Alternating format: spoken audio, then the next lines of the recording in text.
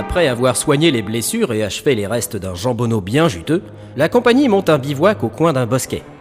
Ils s'endorment rapidement pour récupérer d'une longue journée riche en péripéties. Mais la nuit n'est pas forcément des plus calmes.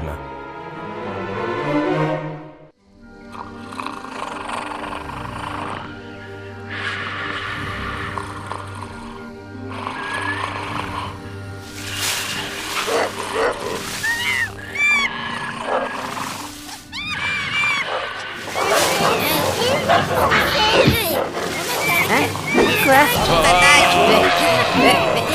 Mais qu'est-ce que c'est? Qu'est-ce qu'elle a dit?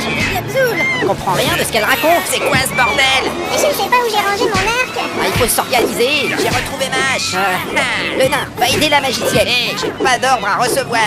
Sans, mais c'est pas le moment. Ouais, bah tu me fais déjà chier dans la journée, alors la nuit, ça va bien. Ça fait que le barbare. Mais nom d'un chien, faut faire quelque chose. Moi j'ai pas d'arc. Si on y va tous les deux, on pourrait faire un mouvement de pince en faisant le tour du feu de camp. D'accord, mais tu pars devant le temps que je retrouve mon épée. Ah non, hein, ça c'est trop facile. Quoi? On sait même pas combien il y en a. Mais c'est pas à toi que je parlais. Trop facile quand même. Oh, et si on crée une diversion en agitant des tissus colorés? C'est super. Non, c'est nul. Mais allez, quoi? Et d'ailleurs, tu vas les trouver où les tissus? Mais j'en sais rien, moi, c'était une idée comme ça. Ah, voilà mon arc. Voilà mon épée. Ah, c'est trop con, elle était sous mon sac. Ok, alors on y va.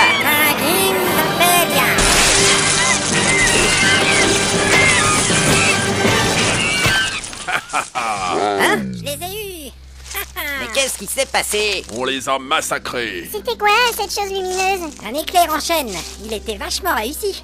Mais, et nous, qu'est-ce qu'on fait là-dedans? Ouais, vous vous faites pas chier quand même. On était en train d'élaborer un plan pour vous sauver. Et là, hop, y a plus d'ennemis. Et alors, de quoi on a l'air, hein? Vous avez l'air de deux couillons. On est trois parce que j'étais avec eux. Je refuse d'être dans le même groupe que l'elfe. On n'est plus à ça près. Et c'est quoi un couillon? En tout cas, on s'est fait surprendre. C'était bien la peine de se réveiller. Si on veut éviter ça, il faudrait reconsidérer l'histoire des tours de garde. Oh, mais on en a déjà parlé. C'est pas si simple. Bon, en tout cas, nous avons tué une dizaine de globzouls, ça va nous faire quelques points d'expérience. C'est quoi ces bestioles? Ce sont des singes buveurs de sang qu'on peut trouver dans la partie nord du pays. Je pensais que les singes ne vivaient que dans le sud. Ils n'ont pas l'air sympathiques. Mais je remarque que leur viande est comestible pour les ogres. Il dit que tu devrais goûter. Dégueulasse. Alors à part ça, personne n'a été blessé dans la bataille? Bah moi non, j'ai pas bougé. Quelques griffures et des échymoses superficielles pour moi, mais je n'ai pas été mordu. Moi j'ai pas mal. Tu as des traces de dents sur le bras. Oh, c'est rien du tout. Si tu as été mordu, il faut désinfecter sur le champ. Les morsures de globzoul ont 82% de chances de s'infecter. Ah mince! C'est des conneries. Allez, on va s'en occuper. Est-ce qu'on a de l'alcool? Bah moi j'ai du picrate, mais c'est pour boire. C'est pas assez fort. J'ai récupéré la bouteille jaune avec les frelons, il en restait un peu dans le fond. Ah bon, mais qu'est-ce qui t'a pris de garder cette horreur? Bah, je me suis dit qu'on pouvait s'en servir pour tuer des monstres. Bon, moi je vais me recoucher. Ça doit pouvoir tuer les infections aussi. C'est vrai. Allez, fais voir ton bras. Ouais. Attention, ça va faire un peu mal. La douleur est une simple information. Voilà la bouteille. Quelqu'un doit tenir le bras, je vais verser l'alcool. Voilà, c'est bon. Et hop. Ça pique? C'est une drôle de tête. Doucement. Oh, pourquoi tu m'as frappé? C'était un réflexe. Évidemment, ça fait drôlement mal. Non, un barbare n'a jamais mal. Enfin là, quand même, tu avais l'air de... Non, Il n'y a pas de honte à ressentir la souffrance quand on est humain. je suis un barbare. Bon, La discussion ne risque pas d'avancer, alors je propose qu'on se recouche.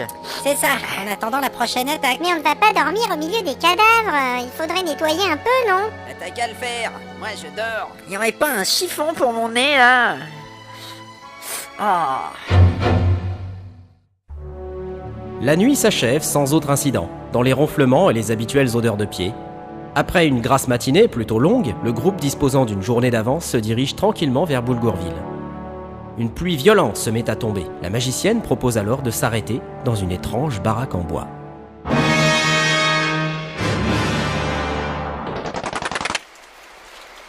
Qu'est-ce que vous en pensez? C'est beau. C'est moche. C'est coloré. Moi, je m'en fous, j'aimerais juste me mettre à l'abri. Mais on frappe ou bien on pousse la porte? Oui, je suppose que ça n'a pas trop d'importance. Bon, alors j'ouvre. Allons-y. Ah, il fait meilleur ici. Brrr. C'est assez sombre. Ah merde, y a quelqu'un. Zut! Que signifie cette intrusion? Bonjour, bonjour. Oui, Tout ça. bonjour. Salutations. Ouais. Oh, des aventuriers. C'est exact. Sauf que moi, je suis un nain. Il y a plusieurs cycles lunaires que je n'ai pas eu la visite d'aventuriers. Je constate qu'ils sont toujours aussi mal polis. Nous sommes désolés. C'est à cause de la pluie. La pluie, l'eau du ciel, elle ruisselle sur la feuille dorée, mais toujours s'arrête sur la carapace du cancrelat. Eh bien, en ce qui nous concerne, nous sommes en route vers Bulgourville. Bulgourville, noble cité qui se dit perdue mais dont l'ardeur à se cacher n'a d'égal que son envie d'apparaître. Toujours plus haut le vol du vautour qui scrute la plaine pour y trouver la chèvre morte. Oui, Bulgourville. Ah là là, mais qu'est-ce qu'il dit? On n'a vu aucune chèvre morte. Mais qui êtes-vous donc, vieil homme? Le corbeau mouillé doit toujours se présenter avant d'aller puiser les mots à la source claire. Hein? Quoi? C'est moi le corbeau mouillé? Bon bah ça y est, j'en ai marre. Il faut qu'on se présente, j'ai l'impression. Nous sommes une compagnie d'aventuriers, mais nous n'avons pas encore de nom. C'est un peu nouveau, vous voyez. Ouais, enfin ça fait quand même une semaine du coup. Vous avez donc la jeunesse du roseau. S'il n'est pas possible de vous nommer, vous ne le serez pas. Et néanmoins, cela n'empêchera pas la grande course du temps, comme les fourmis qui cherchent la confiture dans les placards. Je suis moi-même Song-Fu, de l'école de la Montagne Blanche. Song-Fu? Mais les gens d'ici m'appellent le vieux sage. Ah voilà, ça explique. Ouais. On m'a dit que c'était normal si on ne comprenait pas les sages. L'horizon qui prend sa couleur au matin dans la brume ne la garde pas jusqu'au soir. Voilà, encore une phrase qui ne sert à rien. Bon alors, qu'est-ce qu'on fait? Monsieur Song-Fu, nous aimerions passer un moment à l'abri dans votre maison. Oui, voilà, c'est parce qu'il pleut dehors. Et ça fait rouiller les haches. Prenez place sur le sol, car le vieux Song-Fu a bien des choses à raconter aux aventuriers. En fait, c'est surtout ça qui m'ennuie, moi, quand vous parlez là. Ah, mais la ferme! Non, mais bon, c'est toujours mieux que dehors, hein. Voilà, on s'installe. C'est joli chez vous. Rien ne peut égaler la brillance magnifique des écailles du grand dragon de jade. Ah, si vous le dites. Et puis nous, on n'a pas le niveau pour les dragons. Bien, bien. Alors, quelle question voulez-vous donc poser au vieux Song-Fu? Rien du tout. C'est vrai qu'en fait, on est surtout venu pour éviter la pluie. Par contre, si vous avez un peu de pinard...